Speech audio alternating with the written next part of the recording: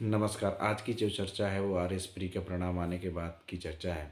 तो सबसे पहले उन सभी अभ्यर्थियों को बहुत बहुत शुभकामनाएं जिन्होंने इस परीक्षा को दिया, और उन सबको भी जिन्होंने इस परीक्षा में असफल रहे या जिनको तजुर्बा प्राप्त हुआ, तो उनको भी जिन्होंने इस परीक्षा में सफल हो गए हैं, उनको भी बहुत बहुत शुभकामनाएं। मैं बात शुरू कर रहा हूँ उससे पहले मैं कुछ कहना चाहूँगा कि नतीजा सुन के कई लोग बदहवास हुए। नतीजा सुन के कई लोग बदहवास हुए। खुदा का शुक्र है कि हम इम्तिहान में पास हुए। तो जो उत्तीर्ण हो गए हैं उनकी स्थिति तो यही है, और होनी भी चाहिए। और दूसरी तरफ वो लोग भी हैं बहुत सारे जिन्होंने इस परीक्षा को बहुत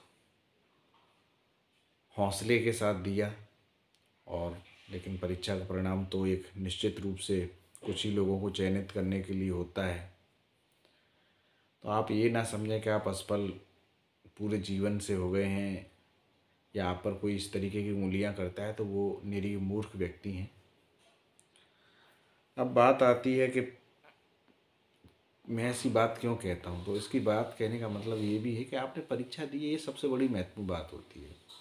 परीक्षा में क्या परिणाम रहा क्या नहीं रहा, ये इतना महत्वपूर्ण नहीं होता है। कुछ समय के लिए लगता है आपको कि जो सफल हो गए हैं वो बहुत ज़्यादा खुशी के उनको मिलने वाली है। तो ये खुशी तो जीवन में कई बिंदुओं पर निर्भर करती है, क्योंकि चलते रहने के लिए दिल में गुमा कोई तो हो। चलते रहने के लिए दिल में गुमा कोई तो हो, बेनतीजा ही सही, बेनतीजा ही सही, पर इम्तिहान तो कोई हो। आपको बात ये है कि आपको इम्तिहान चलते रहने चाहिए, और ज़िंदगी में हमेशा इम्तिहान चलते रहते हैं। तो so that's why don't think about it that what is the your result. ठीक है, अब बात करते हैं कि हम किस पे बात करने वाले हैं। तो आज के परिणाम के बाद दो लोग छट गए हैं, मोटे मोटे डिवाइड करेंगे। तो एक तो तरफ है असफल अभ्यर्थी, दूसरी तरफ है जो इस परीक्षा में इस समय पर सफल अभ्यर्थी जिन्हें मेंस लिखना है।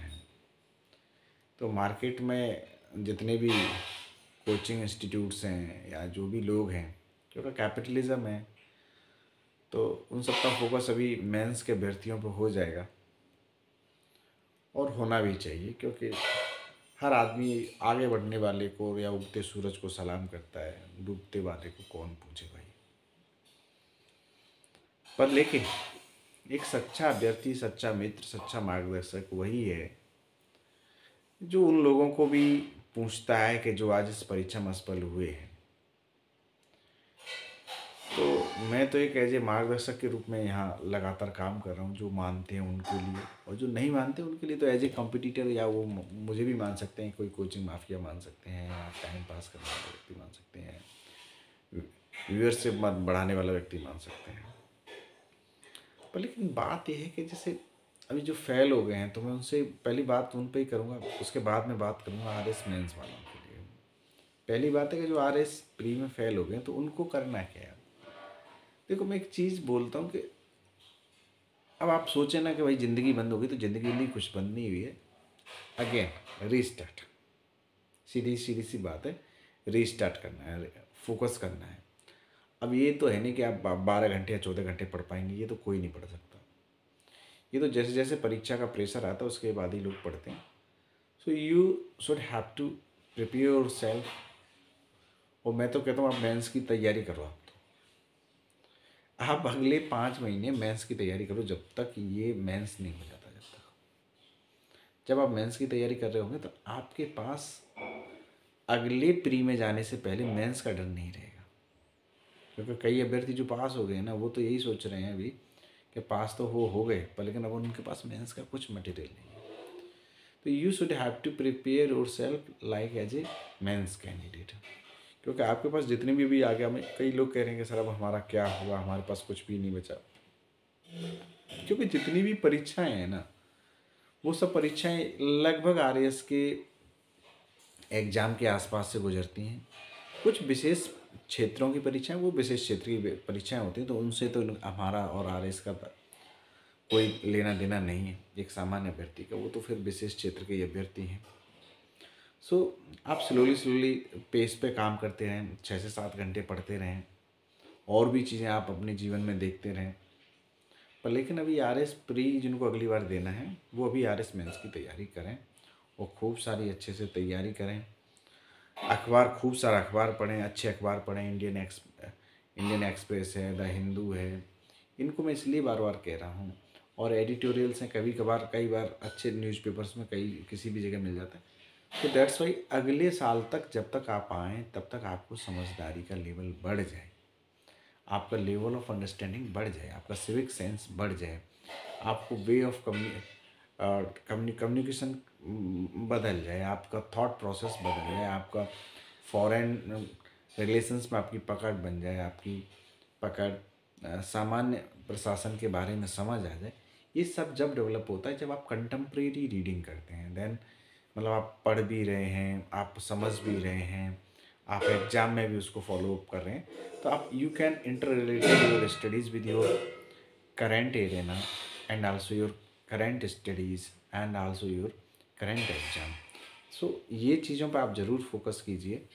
और ये जब आप फोकस करेंगे, जब आप घटनाएं घट रही हैं आसपास में और आप उसको रिलेट करते हैं। मेरे कुछ मित्र हैं, अच्छे मित्र हैं, जैसे एक जयपाल सिंह जैतावत जी हैं जो कि आरपीएस हैं। तो मैं उनको कभी कभी देखता हूँ कि जब भी वो न्यूज़पेपर पढ़ते हैं तो उसके बाद वो आर बीएनएसएस की जो धाराएं हैं या बीएनएस की धारा है उसको इंटर रिलेट करते हैं उस क्राइम के साथ। तो ये अपने आप में एक केस स्टडी के रूप में शो होता है। और इस चीज़ पे आप काम करेंगे तो आपको भी परिवर्तन आएगा आपकी पढ़ाई में भी, और इससे आपको लोड भी नहीं बनेगा, प्रेशराइज भी नहीं होंगे। और जब अच्छे एग्जामिनर्स जब परीक्षाएं लेते हैं तो वो 100% ऐसे क्वेश्चंस बनाते हैं जो चीज़ें रिलेटेड होती हैं आसपास की घटनाओं से, कुछ घटनाक्रमों से, तो मज़ा भी आता है। अब बात कर लेते हैं आर एस मेंस के कैंडिडेट्स के लिए। तो आपको करना क्या है कि भाई अब जो मेंस वाले लोग हैं उनके पास 3-4 चीज़ें महत्वपूर्ण हो जाती हैं कि भाई अब होना क्या है कि अपने स्तर पर करें या कोचिंग करें। दूसरी बात है कि भाई कोचिंग करने जा रहे हैं तो कौन सी प्रकार की कोचिंगों में जाएं, राइटिंग की प्रैक्टिस कैसे करें, क्वेश्चंस के पैटर्न क्या रहेंगे।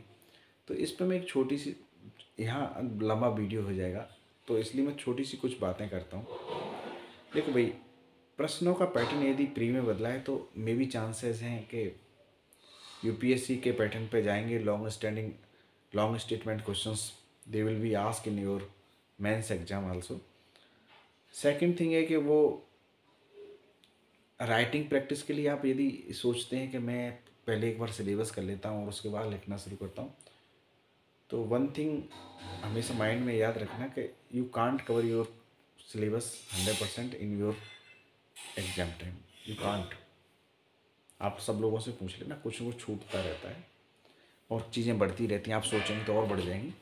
सो बेटर है कि आप जितना भी पढ़ते हैं 7 दिन पढ़िए, 7 दिन बाद एग्ज़ाम में जाइए, बैठिए, उल्टी कीजिए और समझ लीजिए कि आपने क्या खाया था, क्या निकला था और क्या बाहर आ गया। तो it is a very good way to improve your writing skills and it is very good way of revision to revise your course, है ना। ये दोनों अच्छा तरीका काम करता है। और तीसरी बात है जो कि आप लोग कोचिंग इंस्टीट्यूट से करें या खुद करें, तो जो लोग खुद की कहते हैं ना वो 100% ऐसे लोग हैं जिन्होंने पहले या तो यूपीएससी की है या कई अन्य परीक्षाओं के लिए उन्होंने कोचिंग्स ली हैं। सो दैट्स वाई उनका एक बड़ा अच्छा एरिया उन्होंने कवर कर लिया है और उनका सबसे बड़ी बात है उनको सिटिंग बैठना आ गया है। तो हम नए अभ्यर्थी होते हैं तो कई बार हमें सिटिंग नहीं कर पाते हैं। तो इसलिए आप जाएं और ऐसी जगह पे जाएं जहाँ कोचिंग है और वहाँ आप बैठ सकते हैं, आपके कुछ साथी मिल जाते हैं। तो जाने से क्या होता है, कुछ दिन बाद आपको 1 आध महीने करिए तो हो सकता है मे बी आपको खुद समझ में आ जाए कि क्या नहीं करना है, क्या कोचिंग में जाने की ज़रूरत है या नहीं है। पर लेकिन आपके मन में एक टीस नहीं बचेगी। इसलिए यू हैव टू, तो मैं नहीं कहूँगा, पर यू कैन जॉइन कोचिंग्स, है ना। और बाकी इससे लाभ भी होता है कई बार, क्योंकि कोचिंग में आपको स्टडी मटेरियल मिल जाता है फ्री ऑफ कॉस्ट तो नहीं होता है, लेकिन एक कॉस्ट के आधार पे वो बहुत ईजिली चीज़ें अवेलेबल कराते हैं, जो आपको खुद करेंगे तो बहुत एफर्ट्स डालने होते हैं। और एक बार आप कोचिंग वोचिंग किए हुए होते हैं तो फिर then you can do it self, है ना। तो यदि फर्स्ट टाइमर हैं तो आप ज्वाइन कर सकते हैं, क्योंकि मार्केट में जब बगल वाले खेत में यूरिया लग रहा है तो आपको ऐसी कोई चीज़ नहीं सोचनी चाहिए कि आपको फर्टिलाइजर्स यूज़ नहीं करने, क्योंकि योर कंपटीशन विद द उस गाय के साथ है जिसके पास फर्टिलाइज़र है ना। तो आप जाइए और खूब सारा कोचिंग इंस्टीट्यूट्स हैं तो उनका भी लाभ लीजिए। और बहुत सारी बातें और भी हैं, मैं भी आपके साथ जुड़ा हुआ हूँ। मेरा विनीत स्लैब के नाम से एक चैनल है, यूट्यूब चैनल भी है और टेलीग्राम चैनल है, वहाँ आप वहाँ मुझे ज्वाइन कर सकते हैं। जो भी चीज़ें मैं आपको दे सकता हूँ वो दूंगा, और आपको जिस प्रकार की मदद चाहिए आप बताएं। बहुत बहुत धन्यवाद। नमस्कार। आपने मुझे सुना। आज की आवाज़ थोड़ी सी टोन डाउन हो सकती है, उसका मूल कारण ये है कि थोड़ी सी तबीयत खराब है। नमस्कार।